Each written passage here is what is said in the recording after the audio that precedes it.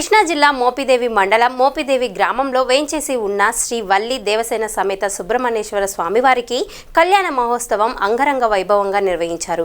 ఈ సందర్భంగా మార్గశిర శుద్ధ షష్ఠి శ్రీ వల్లి దేవసేన అమ్మవార్లతో సుబ్రహ్మణ్యేశ్వర స్వామివారి దివ్య కళ్యాణ మహోత్సవం వేలాదిగా వచ్చిన భక్తుల సందోహం. కళ్యాణ మహోత్సవంలో పాల్గొన్న 100 మంది దంపతులు జనసంద్రమైన దేవాలయ పరిసర ప్రాంతాలు వేద మంత్రాల నడుమ స్వామివారి కళ్యాణం నిర్వహించారు. వేద పండితులు పుట్టలో పాలు పోసి స్వామివారి అమ్మవార్లను దర్శించుకున్నారు. 2 తెలుగు రాష్ట్రాల భక్తులకు ఎటువంటి ఇబ్బందులు కలగకుండా ప్రత్యేకంగా పర్యవేక్షించారు. ఆలయ ఉప కమిషనర్ మరియు కార్యనిర్వహణాధికారి దాసరి శ్రీరామ్ వరప్రసాద్ రావు మరియు ఆలయ సిబ్బంది.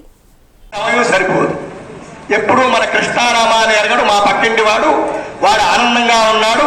ఎప్పుడైనా రామకృష్ణ అన్నందుకు నేనేమో బాధపడుతున్నానని చెప్పి మనం దుష్కృతం అనుభవించేప్పుడు పరమేశ్వరుని నిందించడానికి సమయం సరిపోదు. సుకృతం ఉన్నప్పుడు ఆయన గుర్తున్నాడు. మా పూర్వజన్మలో చేసుకున్నాం కాబట్టి నేను అనుభవిస్తున్నాం అని చెప్పి అప్పుడు ఆయన గుర్తున్నాడు. ఇంకా ఎప్పుడు మనకి గుర్తొచ్చేది కృతజ్ఞతేది? గొప్పదైన మానవ జన్మ మనం పొందేశాం కదా, దుర్లభమైన మానవ జన్మ మనకి ఇచ్చాడు పరమేశ్వరుడు. ఎవరికైనా లౌకిక వ్యవస్థలో చిన్న సహాయం చేస్తే వాళ్ళ దగ్గర నుంచి అంతకన్నా ఉన్నతమైనటువంటి సహాయాన్ని అర్థించటమో లేదా చేసి పెడుతూ ఉండటమో ఉంది కదా. మనకి గొప్పదైన మానవ జన్మ మనకి ఇచ్చినందుకు పరమేశ్వరుడి మీద ఎంత కృతజ్ఞతతో ఉండాలి అనేటువంటి విషయాన్ని గుర్తెరిగి ఆనందంగా ఉన్న సమయంలో మాత్రమే పరమేశ్వర ఆరాధన ఎక్కువగా చేస్తూ ఉంటే దుర్లభమైనటువంటి దుష్కృతాన్ని అనుభవించేప్పుడు మనకి పెద్ద దెబ్బ ఎదురు దెబ్బతో పోతుంది. ఇకపోతే స్వామి యొక్క కళ్యాణంలోకి వద్దాం. స్వామి యొక్క కన్యాదానం సందర్భంగా మరొక సంకల్పం చెప్పాం. దాంట్లో ఏం చెప్పా సంకల్పం మయా సహా, నాతో కూడా దశ పూర్వేషాం 10 తరములు పూర్వం వారు, దశాపరేషాం రాబోయే 10 తరముల వారు, నేనొకణ్ణి మొత్తం 21 తరముల వారు.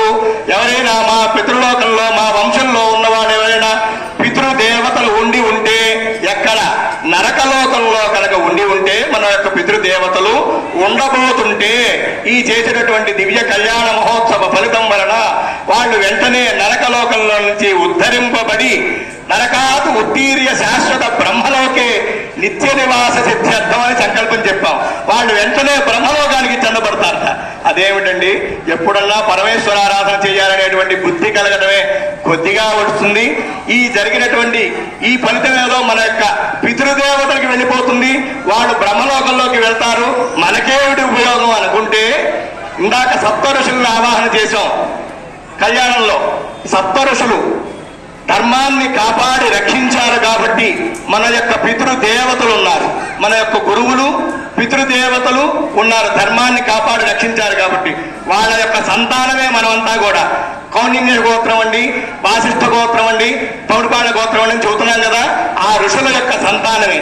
ఋషులు ధర్మాన్ని కాపాడి రక్షించారు కాబట్టి మన యొక్క పితృదేవతలు ఉన్నారు, మన యొక్క గురువులు ఉన్నారు. అలాగే వాళ్ళు కూడా ధర్మాన్ని కాపాడి రక్షించారు కాబట్టి మనం ఉన్నాం.